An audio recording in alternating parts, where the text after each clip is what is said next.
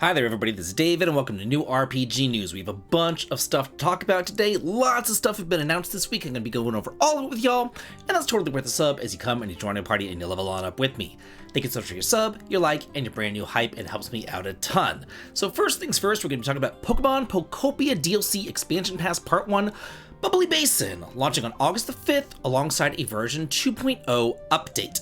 And part 2 of this DLC expansion will follow late this year. It is the first of 3 different DLC parts. In part 1, players can look forward to making a splash in the new underwater town Bubbly Basin. In this submerged space, players can grow watermelons with the help of Pokemon with a water specialty, while Pokemon with a generate specialty can power bubble machines or activate streetlights. Players can also discover more Pokemon, new outfits, and power for the move Surf, and newly added prepared food, Smoothies. Players can traverse a hole in the seafloor to explore the deep sea shrouded in darkness and enjoy an exciting adventure alongside Pokemon by following the glowing coral. Building reaches a new depth in Bubbly Basin with buoyant blocks, which allow players to make buildings that are only possible underwater, floating at different levels. Players can also build a Sharpedo submarine to make room, which feels like a secret base. Sony end a physical game disc production to cautiously move forward despite strong opinions. So they're finally, months later, releasing a statement and talking about the backlash against their all-digital future. They're saying that they will end physical game production for PlayStation games starting in January of 2028, stating that there are various reasons behind the decision, and that despite various opinions and strong views, the plan will still cautiously move forward. Great. Here's their statement. I'm just going to read the highlights. There are various reasons that we made this decision, the biggest being that the digitalization of contents overall has been progressing. That's the big factor. It's not just PlayStation, but for all kinds of contents, digitalization is progressing. So whenever we think about the future, we put a lot of thought and time, and if we cautiously considered this, we came to this conclusion, and we're going to cautiously move this forward. And to this decision, we've received various opinions. People have strong views, you think? And we understand that the community has put those views forth to us. Then they go on, and this I think is very, very, very key. In the future digital ecosystem, how do we engage the gamers is something that we would like to continue to explore. So they're saying that they're still going to do it. They don't care what you have to say. They don't care if you boycott. They don't care if you're not going to buy the PS6. They're still going to go ahead and just bulldoze through with this decision. Then they say, once we're in that future digital ecosystem, we're going to change how we engage with the gamers. Yeah, that's code for we're ready to screw you. We're ready to never give sales. We're ready to just hike up the prices. We're ready to do everything we possibly can to screw you once we have you trapped in our digital-only future. Congratulations, everybody. Yeah, this is what buying digital gets you. This is just fantastic. And in other news, gamers are staging a PlayStation Blackout August 23rd through 30th as a way to protest the lack of physical media. Yeah! Okay, so this protest, I for the most part, I feel like things like this don't really work. However, doing it for 1 week is number one, doable, it's obtainable, and it sends a clear message. It's something that the developers at Sony, the people at Sony and PlayStation can look at, and they can look at all the other weeks, and then they can look at this week. And they can say, okay, how do these 51 weeks look? How does this week look? What is it? How many players are we going to lose by doing this? So if you can participate in this boycott, I would highly recommend doing so. This is just not even, it's not just not buying anything on the PlayStation Network. It's just not even turning on the PlayStation. It's not engaging with the PlayStation ecosystem at all for 1 week. And I think that is definitely doable here. I can't believe that they're still going through with this. I know that they shut down their plant. They completely shut down their plant where they produce the physical discs. So I thought, you know, like that's pretty much the nail in the coffin right there, but they're still going through. And unless the PlayStation 6 fails, like we're talking Wii U Virtual Boy level of failing, TurboGrafx 16, you know, the Atari Jaguar level of failing, I think that they're going to keep on going. The PlayStation 6 actually failing as a console would be the biggest message to drive home, and that would be the biggest turnaround, because to me, if you're going to be buying something digitally anyway, you might as well buy it on PC. You know what I mean? Like, that's why I've said, like, I'm gonna go Nintendo and I'm gonna go PC. Number one, I already have a PC, so I don't have to spend another $1,000 on a PC, on a PlayStation 6. You know, I already have a PC, so I'll just buy it on the PC. If it's gonna be digital anyway, just buy it on the PC. You know what I mean? But then number two, there's actual competition on the PC. There's different game, competitions and sales and things like that, and you can get good discounts. And I feel like they're not trying to screw you, but Sony coming out and doing this is just such a slap in the face to gamers everywhere that I can't in good conscience support them after this. Like, this is absolutely crazy. So, like, I just don't understand why, if you could spend a couple $1,000s on a PC, which can do everything that a PC does, why would you spend a couple $1,000s on a PlayStation 6 that can't do what a PC does? And then they talk about the exclusives on Sony, and I'm like over here like, what exclusives? Has Sony really had any good exclusives that actually matter since like the PS3 days? Like, Legend of Dragoon is gone, Wild Arms is gone.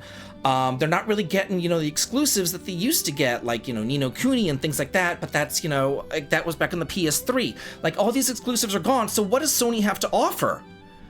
They have a really, really, really expensive console to offer, and that's it. And then they have a closed ecosystem with no sales to offer. And they have, corporate bootlicking to offer. Like, what is there to actually offer? What is there for a gamer to stay on Sony PlayStation 4? What's the purpose? What's the reasoning behind it? So, yeah, I'm just kind of like, at this point, they're just kind of dead to me. Final Fantasy XIV Evercold expansion, extended teaser trailer, and latest details. Switch 2 version launches on August the 4th. There's also a Final Fantasy VII Remake Project crossover event that's been announced as well. It says that the pre-orders are available right now, but the Switch 2 version will require a separate monthly subscription from the other versions, but will not require a Nintendo Switch Online subscription. People who are already subscribed on the other platforms can receive a 50% off discount on the Switch 2 version's subscription fee. Then it goes on to talk about glimpses in the world and the adventures that await the Warrior of Light and the start of the Godless Realm Saga story arc. So they have a new job available called Bastion, which is a main tank that wields a pair of great swords known as the Skyborg, and unveiled a trailer showcasing the new job in action. Details were also shared on several new features coming to Evercold, including changes to the narrative structure that will be implemented for the main scenario, field and game system, allowing players more freedom to choose what area they complete first between various paths in the main scenario. So basically, it's saying that you don't have to go through the main scenario in order. You can go through in whatever order you want to, but they're going to automatically balance the combat and adjust the levels of the various mobs that you fight. So, even if you do it out of order, it's going to still challenge you. It also says to ensure server stability, there will be approximately a 1-month free subscription period on Nintendo Switch 2 if you do go that route. Normally games like this aren't really my thing, but this looks really cool actually. This is called The Wandering Village, and it's launching on July the 17th for the PS5, Xbox, PS4, Switch, and PC. And it says a physical edition distributed by Serenity Forge will also be available for the PS5 and the Switch. The collector's edition will include a copy of the game, a special box, a washi sticker set, a soundtrack downloadable, I can't talk today, man, a 5-inch Onbu succulent pot, a wooden pin set, a cloth poster, an art book, a rubber keychain, and a set of postcards. So a lot of stuff coming on in here. So what's this game about? It says, in a hostile world stricken by toxic spores, a small group of survivors seek shelter on the back of a giant, wandering creature known as the Onbu. As the settlement's new leader, navigate the many dangers the world holds in store, grow your village, and ultimately ensure the survival of your people and Onbu alike. Provide shelter, food, and entertainment for your people. Plan and optimize production chains. Make sure your village is prepared for changing climates and environmental hazards. Take the opportunity to forage the world for treasures and rare resources, overcome great odds in a poisoned post-apocalyptic world, and decide how to live with the gentle giant. Will you form a symbiotic relationship based upon mutual trust, or will you become a parasite and exploit Ambu, taking whatever you want? The choice is yours to make. So you don't have to go to Serenity Forge in order to get this collector's edition. It is available on Amazon. It's $150 for the collector's edition if you want it. I will include links for this as well. Let's see, there's also a premium physical edition, it says, which is $50, and it looks like the premium physical edition comes with the soundtrack downloadable card and the washi sticker set. So if you just want it physically, it is available there as well with some extra goodies. Fantasy Maiden Wars Dream of the Stray Dreamer for Switch, now available in the West. This is a Touhou Project strategy RPG. I know that I'm not pronouncing that right, but I've already forgotten how to pronounce it correctly, and I really don't care. It's available for the Switch via the Nintendo eShop in the West at a launch discount price of $30. It looks like this already came out for the PC back in 2025. Set in Gensokyo, a world where humans, yokai, and gods coexist, you'll team up with over 70 unique allies to confront a series of supernatural incidents shaking the land. Deploy your units across grid-based maps, take down enemies with strategic positioning and turn-based tactics, and clear stages to progress the story. Multiple difficulty levels and a full-feature tutorial system make this a perfect entry point for players new to the genre, while offering plenty of depth for veterans. Do you like job classes in RPGs? Do you like Final Fantasy V? Then you will love this. I put out a review for this back in January. I loved it so much. I couldn't believe how good this game was, and now it's coming to consoles. This is Dungeon Antiquette 2 coming to the PS5, Xbox, and Switch on August the 20th. The first game is still due out on July the 30th, it says. It will be in English. So yeah, it already came out on the PC on January the 7th, and it's also coming out, the first game's coming out for those consoles on July the 30th. The second game is coming out on August the 20th for those same consoles. And basically, this is Final Fantasy V set as a dungeon crawler. It has one hub town, and it has all these different job classes. It has 10 different job classes, and you can start with 5 different job classes with a party of 4. So you have 4 party members, 5 different job classes. You go through the various dungeons, and then at the end of each dungeon, you gain another job class. You fight a big boss, you gain another job class, and just like Final Fantasy V, you can master those job classes, bring in different sub and support abilities and all that kind of stuff. Like, it is a whole lot of fun. Pixel art, very SNES styled. If you love games like that, like I do, you will love this. I have heard so many good things about this game. Have I played it? No, but I've heard good things about it, so there we go. Apparently this is a mobile gacha game turned into a console game, because as we all say, the world is healing. This is Dragon Sword Awakening, sales top 200,000 units sold, and PlayStation and Nintendo versions are underway. This is an action RPG that has only been out on the PC for right now. It says that the release timing and further details such as specific console generations have yet to have been finalized. So they know it's coming out for Nintendo and Sony, but they don't know if it's PS4, PS5, or Switch 1, Switch 2. We don't really know. Explore the anime-style open world of the continent of Orbis, brought to life with Unreal Engine 5. Recruit unique companions, unleash spectacular status ailment tag team action, and embark on an epic journey to save the world from the threat of the dragon reawakened after 60 years. Lute, a young boy traveling towards Orbis. Oh, I thought that he was from Saga Frontier. Different Lute. The first kingdom built by humankind finds himself swept up in the lives of Johnny, a mercenary, and Castella, an elf, stumbling headfirst in the chaotic life of a mercenary. Amid hectic days spent with his colorful companions, a massive shadow looms over the peaceful continent, and Lute's destiny begins to spiral. Can the boy become the Dragon Sword, the hero destined to save the continent? If you've played this game, let me know what you think about it. I've seen a bunch of people saying really, really, really good things about it, so maybe I'll have to add this one to my backlog too. It's the kissing game, except this time you don't get mono. You just get to play a cool game. Extetra for the PS5, Switch 2, and Switch launches on September the 3rd. A PC version is now available right now. It looks like it's going to be digital only on all of those platforms. The PC version just launched, and it says that it's going to be a special 20% off discount until August the 12th if you do want to grab it. This first game Sorry, this first came out for the PS Vita and 3DS back in November of 2013, but only in Japan. Now it is coming out in English for the first time. A fantasy RPG where a kiss saves the world. Extetra is set in Amazea, a Tokyo fused with another world and fated for destruction. It tells the story of Ryoma, a high school student who rises as the chosen savior of Prisma to confront the coming end of the world. Along the way, Ryoma discovers candidates to become Prisma Knights, who share the same destiny of saving the world. By awakening them with a kiss, he sets out on an adventure together with his companions. There was a lot of weird games that came out around that time. One that I remember was Conception. Do you remember Conception? Where you had to have sex and have babies, and then you fought with your babies or whatever.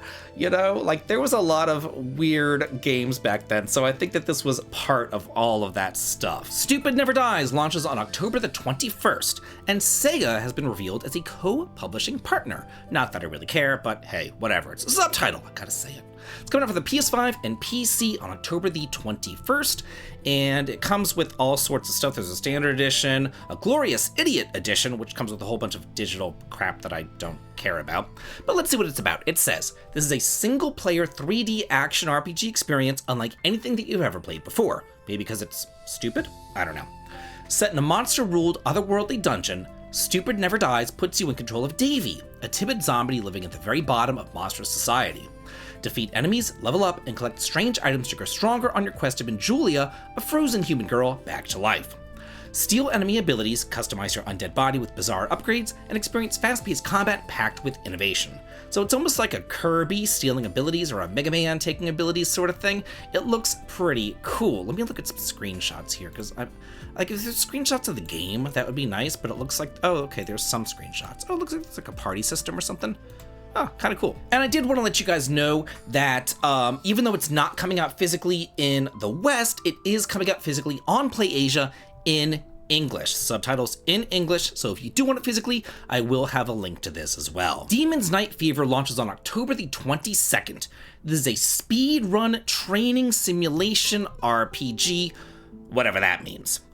Based on classic grid-based strategy games, this entirely new strategy RPG features the Peon Exploitation System, a brutal combat mechanic where you mercilessly sacrifice your own allies.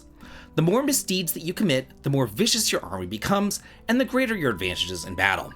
Regain the lost power of the devil, Giga Super Death, who is transformed into a baby, and crush the false god wearing the mask of justice. Okay, that seems kind of odd, but whatever.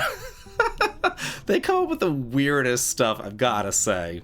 Not the sequel to 9-Rip, but it's literally just called 9-Rip Sequel. Yeah, it's like saying that Final Fantasy II is called Final Fantasy Sequel. 9-Rip Sequel. Okay.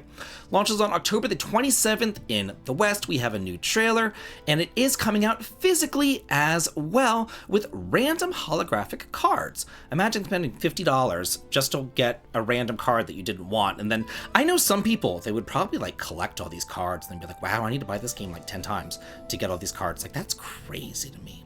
Anyway, it's coming out physically and digitally, and there's a limited edition also available.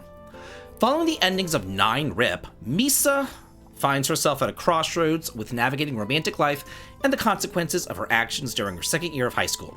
New challenges await depending on the route taken. Whether it's grappling with the fallout of her death or navigating a relationship with a supernatural being, Misa must come to terms with her decisions to move forward.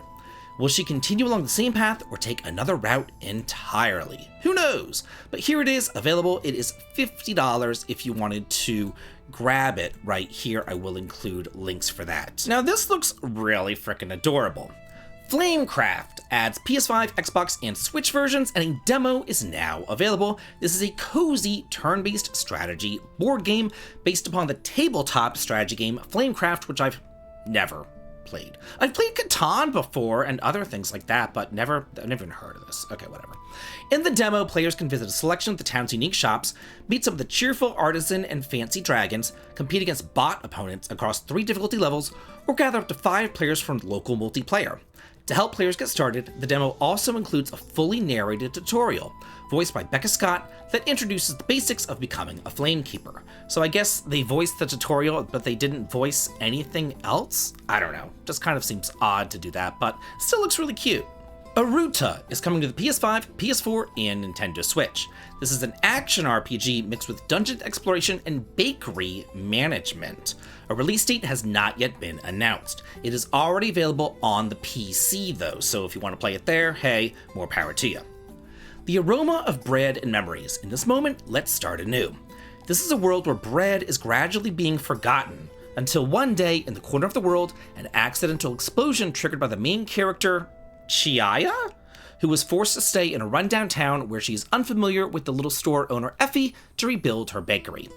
And the good smell from the insignificant oven is the almost lost delicious food, bread! Wow, very exciting. Now these are some great games. The Fuga, there's a Fuga trilogy, and it looks like the trilogy is now coming to mobile. They've released the first game on mobile for iOS and Android, available at a launch discount price of $19. It looks like it's 20% off until August the 3rd. The iOS and Android versions can feature controls optimized for smartphones, as well as the following content and no additional costs. It has a whole bunch of costume packs and things like that, DLCs and all that kind of stuff. And it says that iOS and Android versions of Fuga 2 and 3 are also planned for release, but just at a later date. We just don't know when. This is a fun. More games coming to mobile. Harvest Moon: The Lost Valley and Harvest Moon: Skytree Village are now available for iOS and Android. They were previously released over on the Switch, and these are ports of Nintendo 3DS games. So Harvest Moon: The Lost Valley, it says, hiking your way through the mountains one day, you're caught in an unexpected snowstorm and barely find shelter with the help of a faint voice. When you awaken, you find and help a kindly harvest sprite buried under the snow, who tells you of all the seasons in the valley have vanished except for winter. To return all 4 seasons to the valley, you'll need the help of the villagers, the harvest sprites, the harvest goddess, and even the king of the underworld. For Skytree Valley, times have changed to the land known as the Oasis of the Harvest Goddess. Many people used to live in Skytree Village, and the land was lush and green. However, the power of the Harvest Goddess gradually began to wane, and the land became parched and dry. It's up to you to revive the 7 Sky Trees in order to give the Harvest Goddess her power back, and, in turn, bring life back to this desolate land. Last time I brought this game up, the Harvest Moon games up, I always do this. So every single time that I talk about Harvest Moon, I also talk about Story of Seasons, and I'm always saying, if you want the real Harvest Moon, you gotta go to Story of Seasons. It was sold off. Story of Seasons is the real one. That's the good one. Last time I brought this up, for whatever reason, I didn't say that. And I've said it every single other time, and this guy in the comments went cursed me out, went off on me about it, and I'm like, what is your issue? What is your problem? Good lord. I had to end up blocking the guy. I couldn't believe it. He was cursing me out about it. It's yikes, what's wrong with you? Drama-like adventure game Seasons of Books and Keys announced for the Switch as well as the PC. This is an adaptation of a mystery novel. It will launch for the Switch and PC via Steam this winter in English. 2 members of the library committee keep finding requests dropped to their laps. A cheerful upperclassman brings them a safe that will not open. Exam questions vanish. A student who took their own life leaves behind the last book that they read. Then there is the secret that the partner is carrying. What begins as a small favor in an ordinary school day slowly swings open the door onto someone's secret or somebody's lie. This full scenario is presented with rich color illustrations and complete voice acting, and it adds an all-new episode, Vintage Strange Stories, written for release by the author himself. The truth behind each client, the secret that his partner keeps, and where the friendship between the 2 boys finally leads, it all waits inside. People can just be crazy. I don't know, just craziness right there, craziness. Another cozy farming game. This is Jay and Silent Bob's joint venture has been announced for PC. A release date has not yet been announced. I know of these characters. I remember hearing about these characters. They're in some movie that I've never seen before. People were talking about them in high school. It was a thing. People would talk about this and Daria and Beavis and Butthead and TRL and all that kind of stuff or whatever. It was totally a thing. I don't know what it's from though, and I really didn't watch many movies. I could count on one hand the amount of movies that I've watched in my entire life. I really have not watched many movies at all. Anyway, go into business with Jay and Silent Bob. Armed with some old tools, a handful of seeds, and a couple of questionable business partners, you will turn a trashed yard into a thriving weed business. Get your hands dirty doing things the way that it used to be done before corporate cannabis moved to town, slinging dank dimes outside the quick stop. A zero-stress, cozy farming sim with a foul-mouthed twist. No fail states, high-pressure circumstances, or lame in-app purchases. Just creativity, exploration, and good vibes. And a lot of jokes about dicks, and other jokes too, but a lot of dick ones. This cozy game is lit. Okay, if you say so. Okay, that's interesting. So we're gonna leave it at that with dick jokes. That's just great. Thank you all so much for watching. I've had a great time putting this together, and as always, have a good day.